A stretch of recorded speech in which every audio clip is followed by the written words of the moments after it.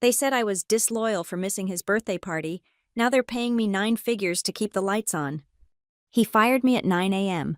By 2 p.m., his servers were screaming for help, and only I held the key. This is how a woman with a revoked badge took back control of a billion-dollar system and made them beg. When you build the kingdom, you don't need permission to rule it. My name is Harper Llewellyn, and until last week, I was the person who kept Halverson Technologies from burning to the ground every time someone clicked a suspicious link. The email arrived at 4:47 p.m. on a Tuesday, marked with that little red exclamation point that meant someone in the C-suite wanted everyone's immediate attention. I was deep in code, finalizing the last modules of our new defense algorithm, a system that would revolutionize how we protected against zero-day exploits. My fingers paused over the keyboard as I read the subject line, Mandatory Nathan Halverson, Birthday Celebration, Friday, 7 p.m. Mandatory. They'd actually used that word for a birthday party. I leaned back in my chair, feeling the familiar ache between my shoulder blades from another 14-hour day. Through my office window, Seattle's skyline was already darkening. The Space Needle lit up like a beacon. Most of the cybersecurity team had gone home hours ago, but here I was, trying to save a company that apparently valued birthday cake over the algorithm that would keep their intellectual property from being ransomed by the next teenage hacker with a grudge. My phone buzzed. Mom. Harper, honey, they're moving me to the cardiac unit tomorrow.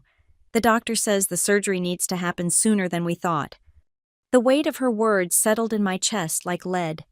I'll be there, Mom. What time? 7 a.m.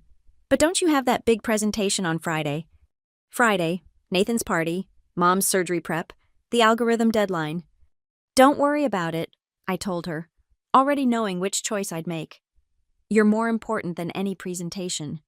After hanging up, I stared at the mandatory party email again. Nathan Halverson, the CEO's 26-year-old nephew, who'd been helicoptered into a VP position 3 months ago. He'd spent most of that time suggesting we leverage synergies and ideate on blockchain integration, while the rest of us did actual work. Now we were all required to celebrate his existence while my mother prepared for open-heart surgery. I typed my response quickly. Unfortunately, I have a family medical emergency and won't be able to attend. Best wishes, Harper. Send. The algorithm needed another 6 hours of testing. I could finish it tonight, document everything, and still make it to the hospital by morning. My team was counting on this, we all were. This wasn't just code. It was the future of our company's security infrastructure. The intellectual property alone was worth hundreds of millions. I dove back into the work, the familiar rhythm of keystrokes drowning out everything else, line by line. I strengthened our defenses, built in redundancies, created something elegant and unbreakable. This was what I was good at, not schmoozing at parties or playing politics, but building things that mattered. By 2 a.m., it was done. Perfect. I ran the final security checks, uploaded everything to our servers, and backed it up to my personal encrypted drive, a habit I'd developed after too many horror stories about lost work. As I finally shut down my computer and grabbed my coat, I couldn't shake the feeling that I'd just made a choice that would ripple further than I imagined. But my mother was lying in a hospital bed, scared and alone, while Nathan Halverson was planning his party playlist. I knew which one deserved my loyalty. Monday morning arrived like a sledgehammer to the skull. Mom's surgery had gone well, but I'd spent the weekend at the hospital, catching fragments of sleep in uncomfortable chairs, living on vending machine coffee, and the kind of hope that tastes like antiseptic. I walked into Halverson Technologies at 8:58 a.m., still wearing the same blazer from Friday, my eyes gritty from exhaustion. The usual morning buzz felt different, quieter, with sideways glances following me to the elevator. Sarah from marketing actually stepped back when I approached, like whatever I had might be contagious. The email was waiting in my inbox. Harper Llewellyn, report to conference room A immediately. Nathan Halverson, VP Operations. My stomach dropped, not from fear, from the sheer predictability of it all. Conference room A was what we called the execution chamber, all glass walls and intimidating mahogany where careers went to die. Nathan sat at the head of the table like he'd been practicing his power pose from a YouTube video. Beside him, CEO Marcus Halverson, his uncle, studied his phone with the intensity of someone avoiding eye contact. Harper, Nathan began, his voice dripping with the kind of false concern they must teach in nepotism school. Please, have a seat. I remained standing. What's this about? Your absence on Friday was noted. He leaned back, fingers steepled. It showed a concerning lack of commitment to company culture. Team building is essential to what we do here. My mother was having cardiac surgery. Yes, I received your email. He glanced at a paper in front of him like he was checking his script. But you know, Harper, we all have personal situations. Leadership is about balance. It's about showing up. The rage started as a small flame in my chest. I'd shown up for 4 years. Shown up through system crashes, security breaches, 16-hour days that bled into sleepless nights. I'd built their entire defensive infrastructure from scratch, while Nathan was probably still figuring out how to update his LinkedIn profile. I'm terminating your employment, effective immediately. The words fell from his mouth like he was ordering coffee. Security will escort you to collect your belongings. Your access has already been revoked. I felt the room tilt slightly. You're firing me for missing a birthday party. Marcus finally looked up.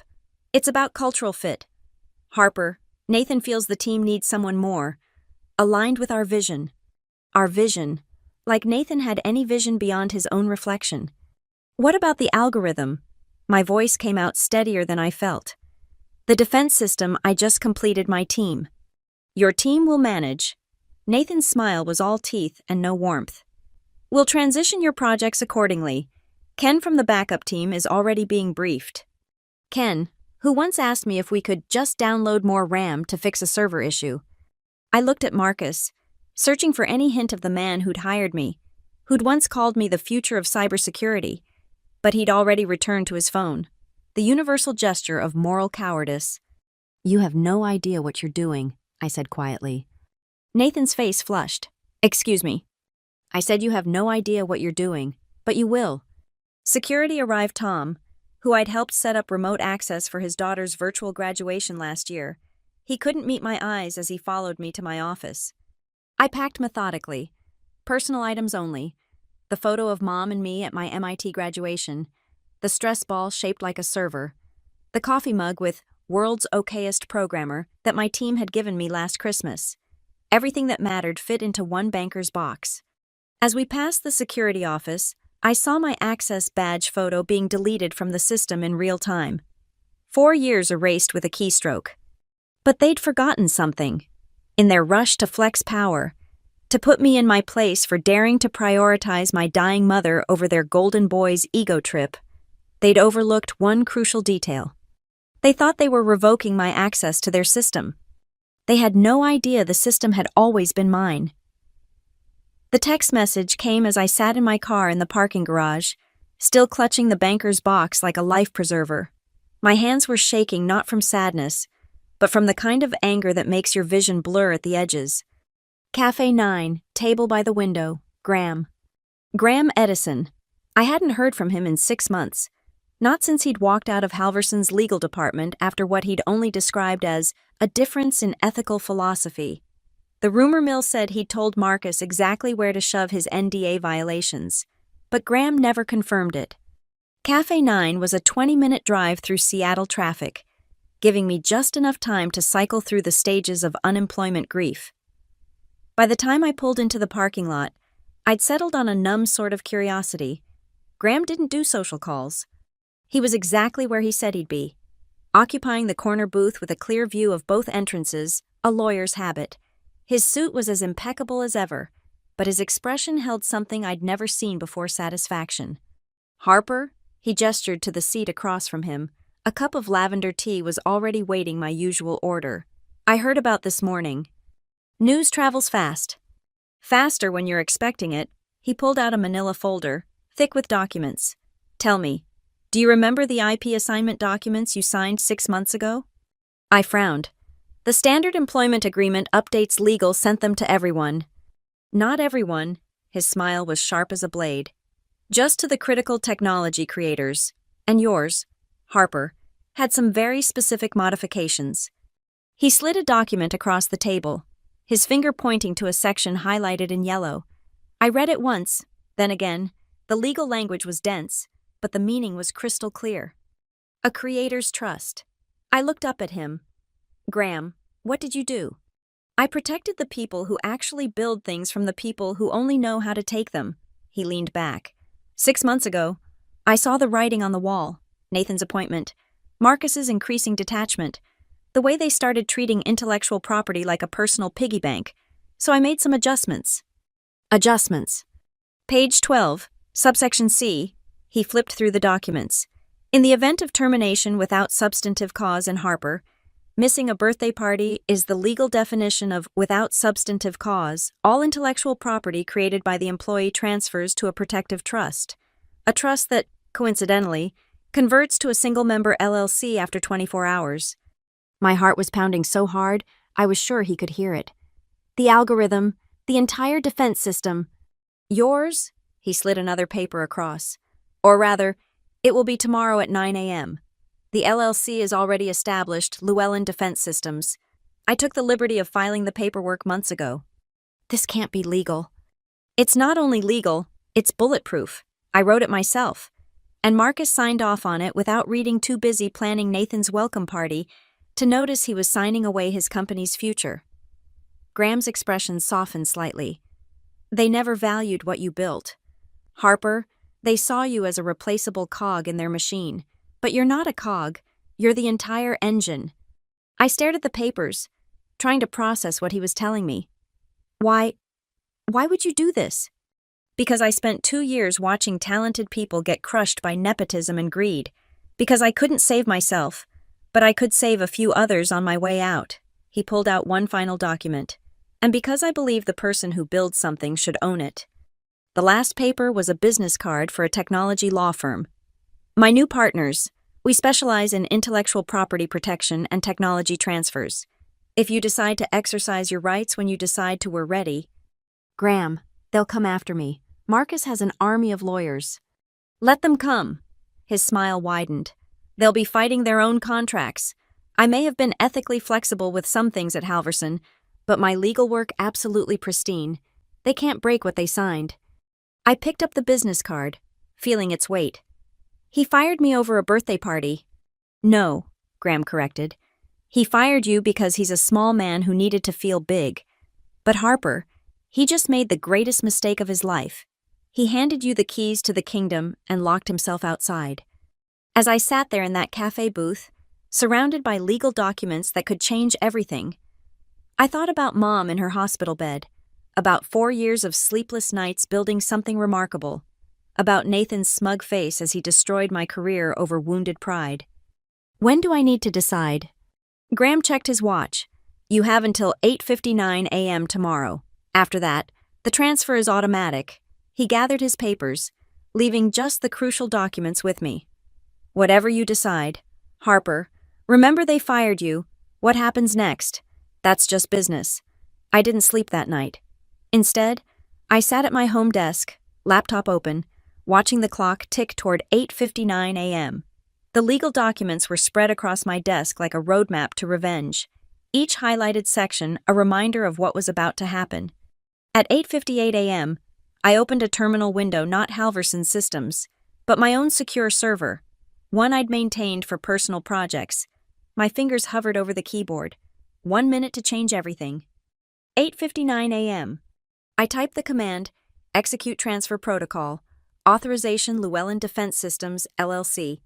The screen filled with cascading text as automated systems kicked into gear. Legal ownership transferred. Licensing agreements activated.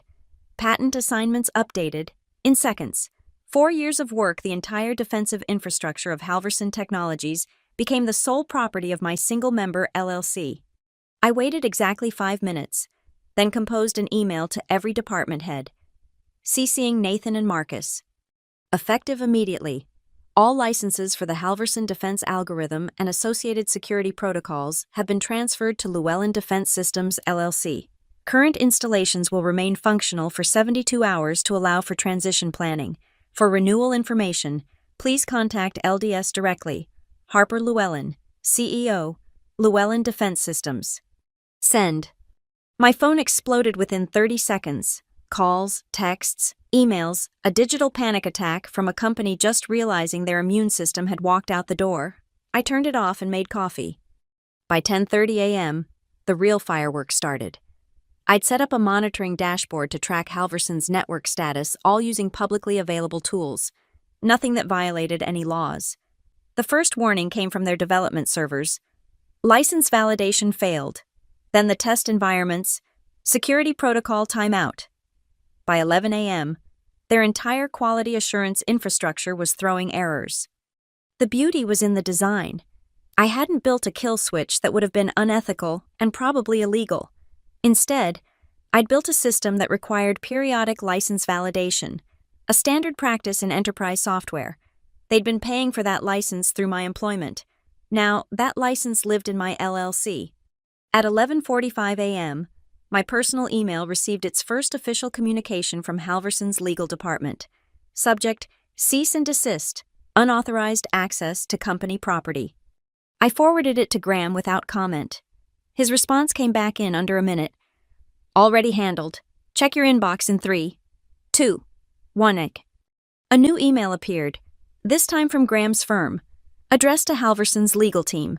It contained a simple attachment, their own signed contracts, with the relevant sections highlighted, the same sections that granted me full ownership of my creations under these exact circumstances. By 2 p.m., Halverson's customer-facing systems started showing strain. Not failing, I wasn't a monster, but struggling. Response times increased. Security scans took longer. The elegant machine I'd built was limping along on emergency protocols, like a Formula One car running on 3 cylinders.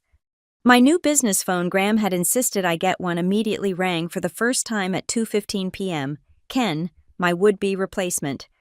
Harper, please, I don't understand any of this. The documentation references systems I can't access. The code base is... It's like trying to read hieroglyphics. Nathan said you sabotaged it, but... I didn't sabotage anything. Ken? I kept my voice calm, professional. I built it. Every line, every protocol, every security measure, and I documented everything in the systems you no longer have access to. Can you help? Please, the whole network is... I'm happy to discuss a consulting arrangement. My rates are available on the Llewellyn Defense Systems website. We have a website. I smiled at my laptop screen, where I'd spent the morning building exactly that. As of an hour ago, yes, fair warning, my consulting rates reflect the critical nature of the work. Ken's voice cracked. Harper, they're saying if we can't fix this by tomorrow, we could lose the Patterson Industries contract. Patterson Industries, our biggest client, worth $40 million annually. They required 99.9% uptime and state-of-the-art security. Without my algorithm, Halverson couldn't guarantee either. Then I suggest someone at Halverson makes a business decision quickly. I ended the call and pulled up the license agreement I'd drafted.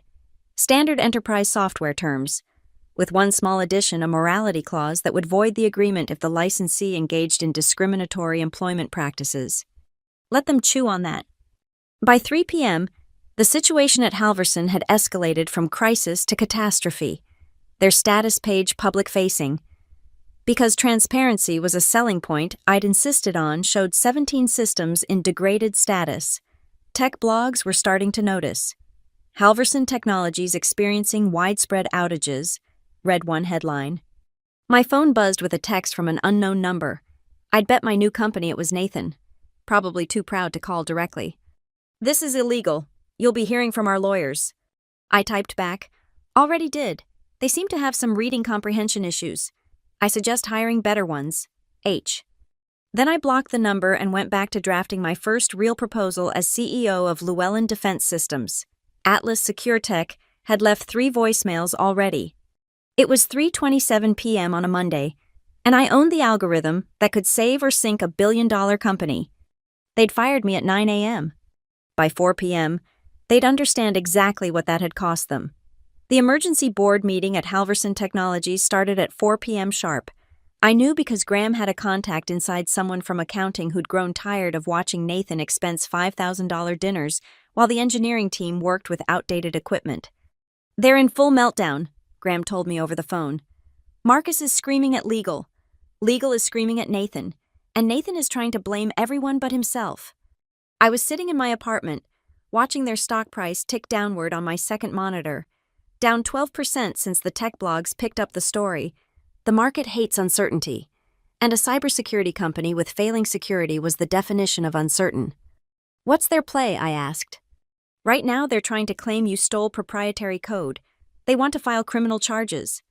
I actually laughed. With what evidence that I wrote code that I own according to their own contracts? Logic isn't their strong suit right now.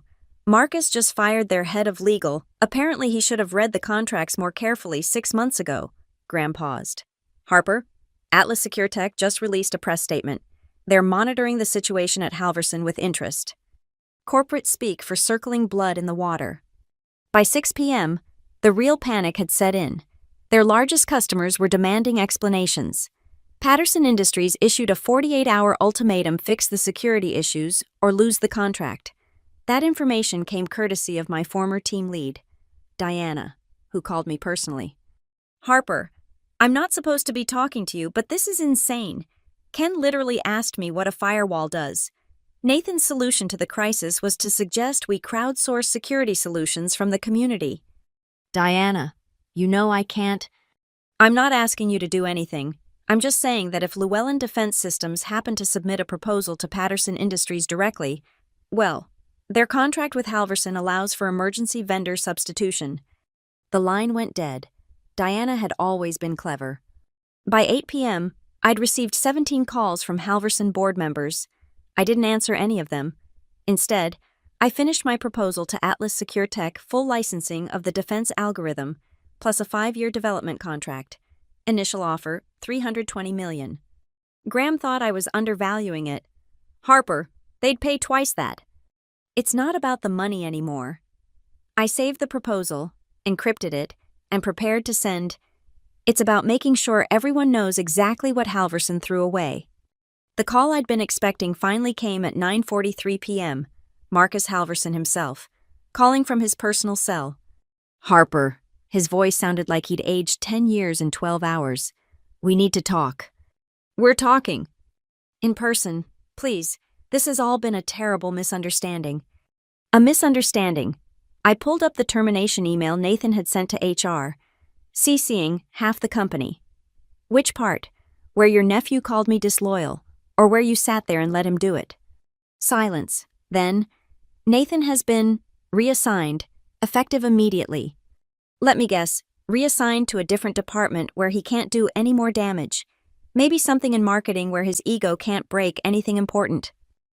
He's no longer with the company. I sat up straighter. You fired your own nephew. The board insisted, after today's events. Marcus cleared his throat. Harper, we need that algorithm. Name your price. I already have. Check your email. I sent Halverson's legal team a licensing proposal 2 hours ago. $5 million per month. Minimum 3-year term. With the morality clause intact. That's extortion. That's market rate for technology you can't replicate. Unless you think Ken can rebuild it from scratch. More silence. In the background, I could hear shouting board members, probably, demanding to know how one person could hold their entire company hostage. The morality clause is non-negotiable, Marcus asked. Completely. Any discriminatory termination voids the license immediately. You'll have to actually treat your employees like humans. I know that's a new concept for you.